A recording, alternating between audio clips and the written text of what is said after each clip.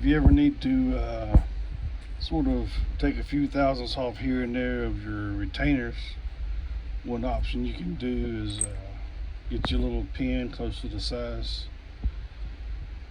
stick it in the drill, set it up to where it automatically stays on, clamp it down, get your little dremel tool out. You want to turn it this way, you want to turn the other direction. Put your little groove in there. This one happens to be about 90 thousandths. And the little groove right there is where you keep springs that I took out from the junkyard.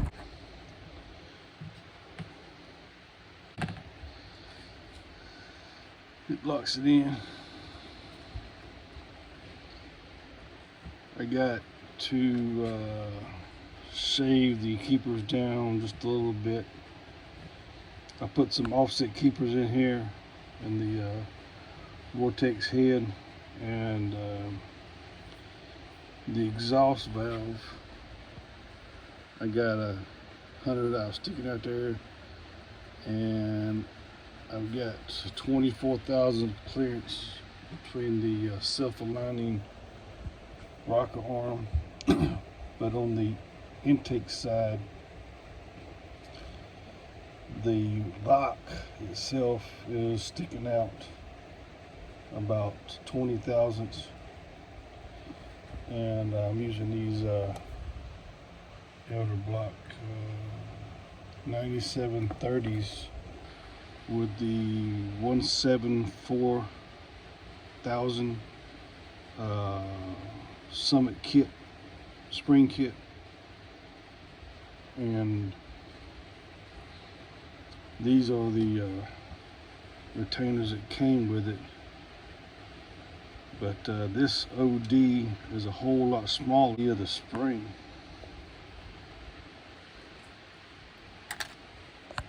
This is the one that came with the kit, and this got that little step on there and tight. These are about 500 long. These are 385. So I got a lot more top of seal to bottom of retainer clearance, and the tightness of the spring is just fits a whole lot better together. When I put the 50,000 soft set keepers in there, because of running some 1/6s, I ran into this problem. But if you put a straight edge, because this is curved, and so the block's 500. So when you have an even number of 500, you go anything over that, it gives you the number. So that's 641. You know, 640 is probably close enough. So that's 140, like 60. So I've got 24 between the bottom of the edge of the rocker arm, the self-aligning part, and the top of the keeper and locks on the exhaust valve. But I had 0 on the intake side. So even though if I take a little bit off the lock, so here's the lock at, so I still got a good amount right there, almost over a 1/4 inch that's really not being used. So the total length of it,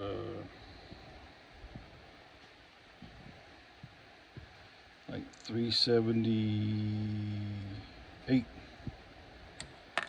and I'm just bringing it down to 340 because I had quite a bit sticking above the retainer, and I want 15 between the bottom of the rocker arm, the edge That's the self-aligning part. I want the bottom of that to the top of this 15 thousandths. So I've got it down to a one.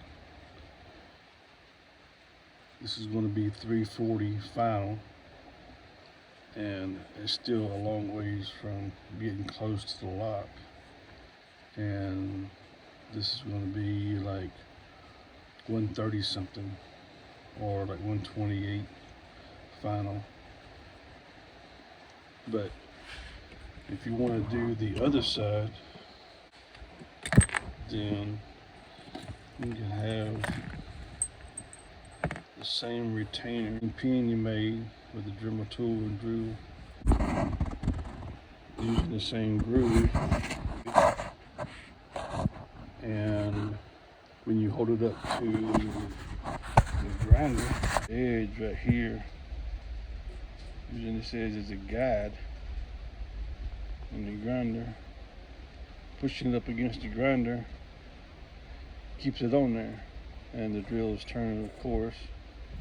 And you can take 5, 10, 15, 20 off for additional 60 thousandths clearance that you need between the max lift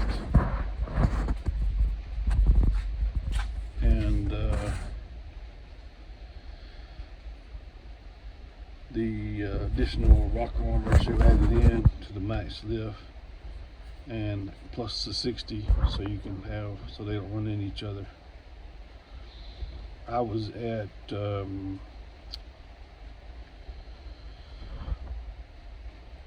or 10 short, so I just use this method to clean it up a little bit, so I'd be 60 plus. Just to add to the other videos, so the difference between this right here and this right here is that's 400, that's 540, so it's 140 thousandths, but there's only 70 sticking out. So when I done the grinding thing, I just took off 27 on the locks, and it gave